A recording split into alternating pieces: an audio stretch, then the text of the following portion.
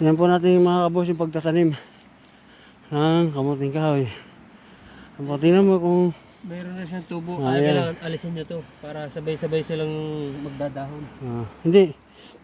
hindi ganyan. Anong maganda? Patay? Baka suwi. Ha? Ito. Asa mo yung ano? Ito, di ba? May tubo dito. Di pa ganun dapat to. Ayan. Ayan. Dito naman yan. Pag ganyan. Hindi, pabubungahin niya natin eh. Di ba ka, ano yan eh, mahilaw eh. May hinog yan. Hanapin mo yung mga ano niya, yung pinagtatalbusan ito. Pag ganun kailangan mas sa taas doon sa pinakatalbusan niya. Ayun. Yun. Okay. Yung iba bagay, yung iba nga hagis lang ng hagis eh. Kaya nga eh. Huwag na.